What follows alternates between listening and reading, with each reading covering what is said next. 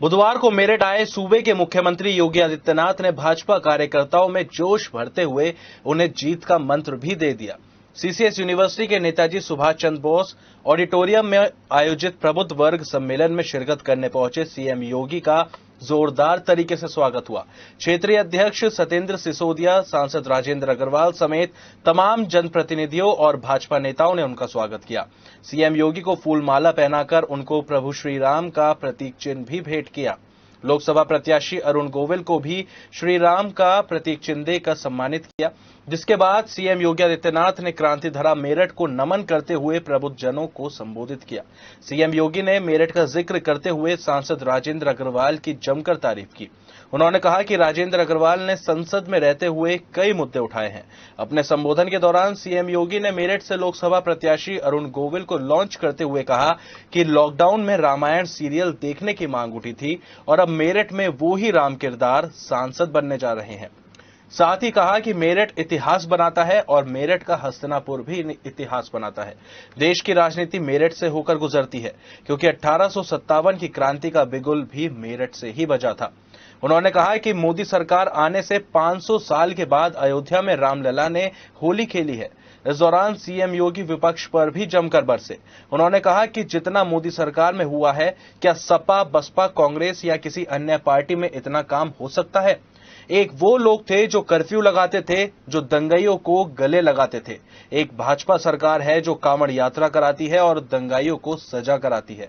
इसी के साथ ही उन्होंने सभी कार्यकर्ताओं को कमल का वोटर बढ़ाते हुए 26 अप्रैल को प्रत्याशी अरुण गोविल को वोट देने की अपील की।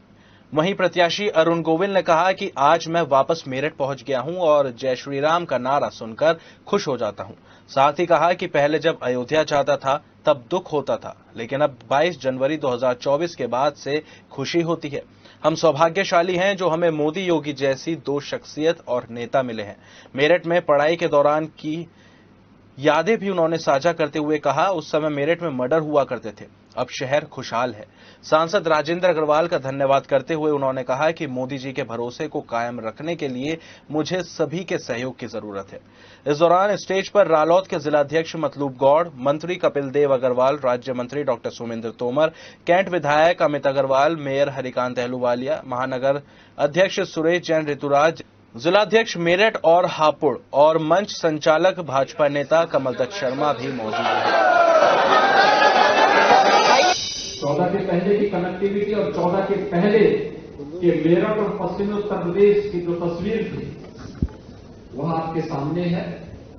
और उन स्थितियों में राजेंद्र जी ने अपने योग्यतम प्रतिनिधि के रूप में, उत्तराधिकार के रूप में अरुण गोविल जी को आपके बीच में यहां पर दिया है। और अरुण गोविल जी भारत की कला जगत के वह एक जीवंत हस्ताक्षर है जिन्होंने प्रभु राम के चरित्र का मंचन आज से 3 दशक पूर्व जिस मजबूती के साथ किया था। मैं देख रहा था उस समय तो लोकप्रिय था ही, लेकिन कोरोना में 4 साल पहले जब लॉकडाउन लगा था, सबसे ज्यादा मांग हर परिवार से हुई थी कि रामायण सीरियल था। दूरदर्शन की टीआरपी बढ़ गई कैसे। तो आज स्वयं भगवान राम के अभिनय को जीवंतता के साथ मंचन जिन्होंने दिया, मेरठ की पहचान अब उनसे बनने जा रही है। देखो, इतिहास, मेरठ हमेशा इतिहास बनाता है। इतिहास में नाम दर्ज नहीं करता, इतिहास बनाने का काम करता है। आप सोचो ना, 5000 वर्ष पहले हस्तिनापुर भी आपने जन्म दिया और उससे भी पहले, इतिहास से भी पहले आपके इस जनपद और इस क्षेत्र की पहचान थी। और 1857 को 10 मई 1857 को कोतवाल धनसिंह गुर्जर जी के नेतृत्व में आजादी का प्रथम स्वतंत्र समर का संकल्प भी इसी जगह पर हुआ था और बाबा भोगड़नाथ मंदिर उसका साक्षी। और कभी भी मेरठ उससे चूका नहीं है। जब अवसर मिलता है तो मेरठ उसको हाथों हाथ लेता है और अरुण गोविल जी आपके साथ में हैं, इसलिए वे आज इस मंच पर हमारे बीच में हैं। मैं प्रत्याशी के रूप में उनको हृदय से बधाई देता हूं और आप सबका आह्वान करता हूं कि जोरदार कर्तव्य ध्वनि से उनका स्वागत करें। 32,000 करोड़ रुपए का तो केवल रैपिड रेल ही है आपका, नमो भारत रैपिड रेल जो है ना 32,000 करोड़ रुपए। जिंदाबाद जिंदाबाद। 12 लेन का एक्सप्रेस वे, आप सोचे पिछली बार आपने देखा होगा जब हम प्रदेश के पहले स्पोर्ट्स यूनिवर्सिटी के शिलान्यास के लिए प्रधानमंत्री जी को यहां बुलाए थे, विजिबिलिटी कमजोर हो गई, यानी इंद्र भगवान भी हमारी अग्नि परीक्षा ले रहा था, लेकिन प्रधानमंत्री जी बाई रोड आए और 45 मिनट में हम पहुंच गए और फिर बाई रोड ही दिल्ली गए। आप देखिए ना कि मात्र 45 मिनट लगे दिल्ली से प्रधानमंत्री आवास से मेरठ आने में, बाबा अमरनाथ जी का दर्शन करके फिर कार्यक्रम स्थल पर जाने में, और फिर बाई रोड ही दिल्ली पहुंच गए। कितना आसान हो गया। और अब तो मैं देख रहा हूं हमारे मेरठ, मुजफ्फरनगर, शामली, बिजनौर, हापुड़, बुलंदशहर, गाजियाबाद और मुरादाबाद तक के लोग जो पहले दिल्ली रहते थे अब वे दिल्ली नहीं रहते, सब लोग वापस यहां रहते हैं, यहीं से अप डाउन करते हैं। और बहुत सारे लोग मैं देख रहा हूं दिल्ली के लोग भी यहीं आने लगे।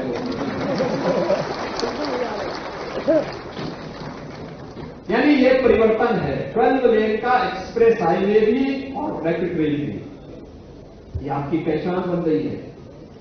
वन डिस्ट्रिक्ट वन प्रोडक्ट में स्पोर्ट्स आइटम और साथ साथ प्रदेश की पहली स्पोर्ट्स यूनिवर्सिटी भी यहीं पे बन गई। मेरठ को प्रयागराज से जोड़ने के लिए गंगा एक्सप्रेस वे भी मेरठ से ही हम लेकर के जा रहे हैं और इतने हाईवे बना दिए हैं राजेंद्र जी ने, जहां के लिए देखो, मेरठ का रिंग रोड हो, मेरठ से बिजनौर का हो, मेरठ से सहारनपुर का हो, जहां का भी आप देखो एकदम बेहतरीन कनेक्टिविटी मेरठ की। तो विकास जितना होना था और जिस पैमाने पर जो आपकी अपेक्षा थी, उस अपेक्षा के लिए हर तबके के लिए उस प्रकार का विकास का एक मॉडल आज मेरठ बन करके उभरा है। और इसीलिए अरुण जी ने कहा कि बचपन में मेरठ को उन्होंने देखा और आज के मेरठ को जब देखते हैं तो पहचानने में कभी कभी भूल होने लगती है, क्या ये वही मेरठ? मोदी जी ने कहा कि नहीं, 140 करोड़ का भारत ही मेरा परिवार है।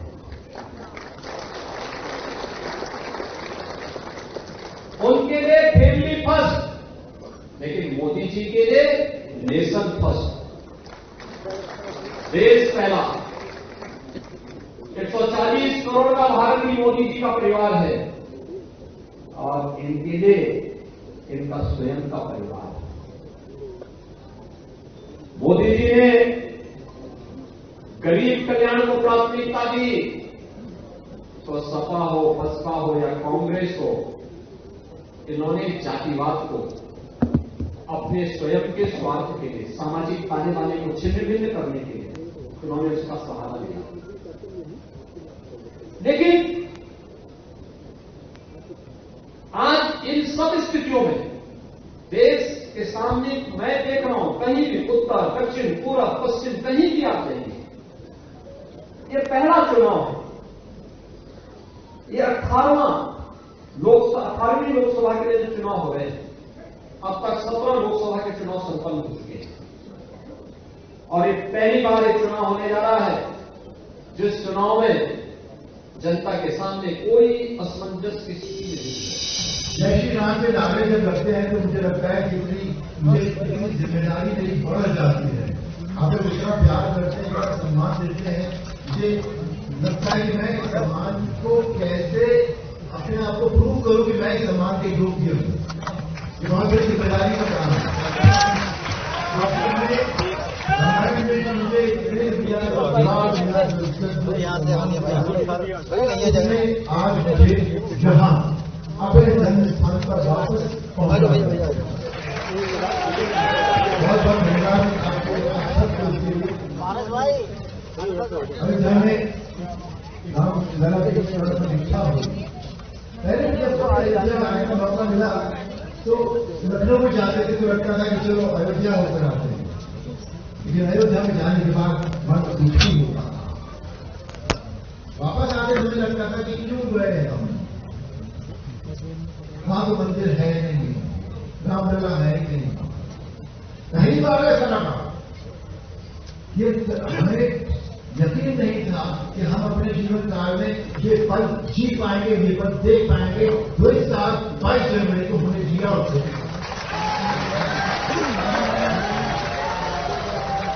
ये जिन व्यक्तियों के कारण ये संभव हुआ, परमादरणीय श्री नरेंद्र मोदी जी, परमादरणीय श्री योगी ये दोनों के नामों में भी समान का ये संयोग है। हम बड़े भाग्यशाली हैं कि हमें ये ऐसे दो व्यक्ति, दो नेता, दो लीडर्स हमें मिले हैं और इन्होंने जो बेंचमार्क सेट कर दिए हैं काम के, कोई सा भी डिपार्टमेंट आप ले लीजिए,